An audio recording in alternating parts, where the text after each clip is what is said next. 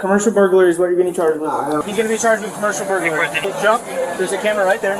He jumped into that little stand that's closed, that's never open to the public. Okay, there's somebody who sells merchandise out of that little area. Okay, so he jumped over the counter. He stole a chocolate bar, a little ice cream bar. I will pay for it. I don't know why that happened.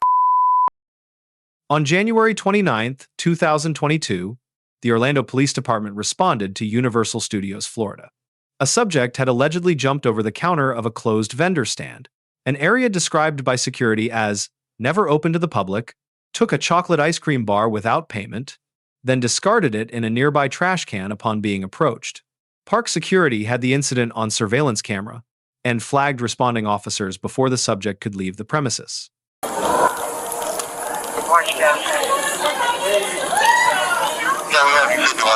Hey, Orlando Police, go over there. You're detained. You're not free to leave. Go over here.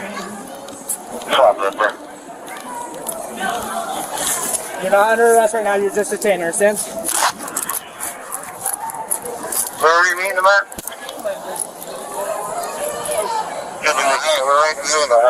He's detained. Are you with him? Yes. Okay, then you need to go. You can go. He's detained. Shoplifting investigation right now. For stealing the popsicle. Popsicle he just threw in the trash can that I was watching him eat, that they have him on camera jumping over the counter and stealing. What? Okay, so you can go? How old are you? I can't leave him. How old are you? He's my son. How old are you? Okay. Well, we're going to go back over to the office. Okay.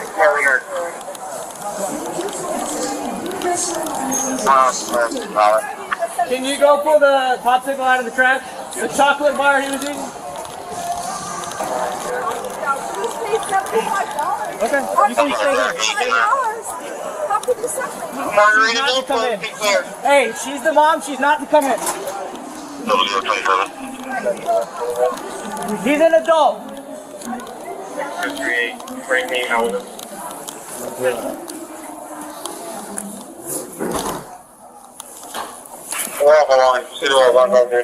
Huh? The fistful?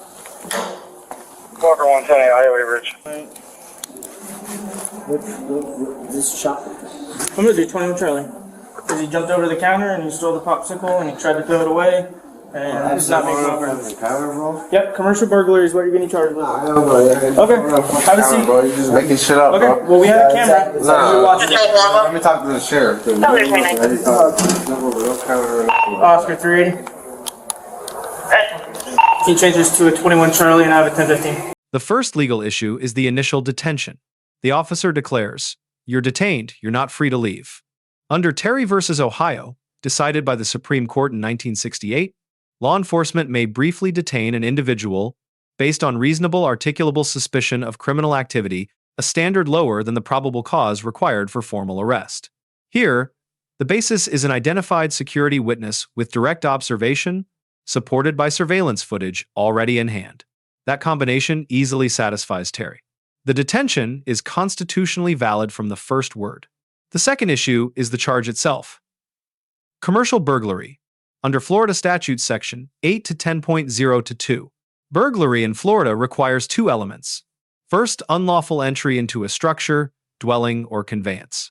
Second, intent to commit a criminal offense inside that space. Both elements must be proven beyond a reasonable doubt. The vendor stand is a permanently enclosed commercial space not accessible to theme park guests. Jumping the counter constitutes unlawful entry into a structure under Section 8 to 10.0-2 on its face. The subsequent taking of merchandise satisfies the intent element. Both prongs of Florida's burglary statute are facially met. Now here is the charge disparity that matters. The stolen item is worth less than $10. Under Florida Statute Section 812.014, that value would ordinarily make this a second-degree Petit theft, a misdemeanor, carrying at most 60 days in county jail, and a fine of $500. But because of how the subject entered the space, the charge is elevated to commercial burglary, a third-degree felony if the structure was unoccupied, carrying up to 5 years, or a second-degree felony if occupied, carrying up to 15 years. The value of the item is legally irrelevant to the burglary charge. Florida Statute Section 8 to 10.0-2 contains no minimum value threshold. Exit for any kind of another one. Probably 29. See a picture of it. Main car, close and clear. Here, get that one.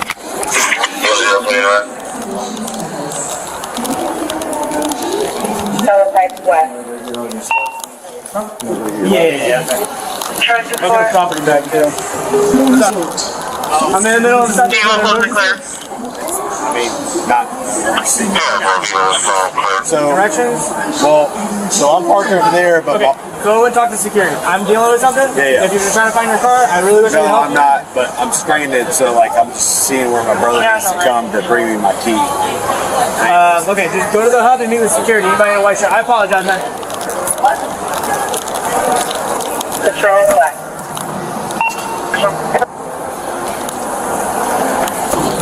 Turn around. You want to take his property?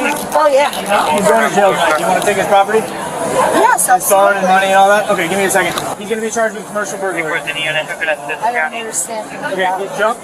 There's a camera right there. He jumped into that little stand that's closed, that's never open to the public. Okay, there's somebody who sells merchandise out of that little area. Okay, so he jumped over the counter. He stole a chocolate bar, a little ice cream bar, and he left. He didn't pay for it. It's closed. It's not open. Control plaza. Well, I mean, I will pay for it. I don't know why that Universal happened. wants to press charges. For an ice cream cone, I got $100 here. I can pay for Well, it. then he should have paid It's for it. crazy. 90 feet close and clear. I don't know what happened. I don't know that he did that, but I'm just saying I will pay it so he can We're leave. beyond that. It's his choice. It's his decisions that he's made that he has to live with. This is where, being an adult, life sucks. You Okay, make a so I'm decision. gonna spend $250 That's at between you and Universal Universal. Studios, That has nothing to do with us. and Universal's I a can victim. They pay want to for press this charges, he's ice going to cream jail. cone. Okay? and The third issue is the discarded evidence. The subject threw the item into a trash can after being approached.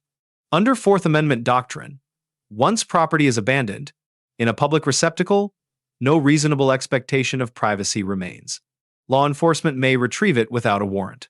Beyond that, courts may treat abandonment as evidence of consciousness of guilt, an inference that the subject knew the act was wrong and acted to conceal it. That inference is admissible at trial. The fourth issue involves the companion's offer to pay. She states on camera she will cover the cost of the ice cream. The officer correctly declines. This reflects a fundamental legal distinction. Burglary is not a debt, it is a felony based on conduct, not value. Post-incident restitution does not undo the act of unlawfully entering a closed commercial space. The criminal act was complete at the moment of entry. The fifth issue is Miranda. When the officer states, he's going to jail, a formal arrest has occurred. Under Miranda v. Arizona, rights advisement is required in a seize prior to any custodial interrogation following that arrest. No Miranda warning appears in the available footage segment. This does not confirm a violation. It may have occurred off-camera, but any statements obtained through post-arrest questioning, without prior advisement, would be subject to a suppression motion.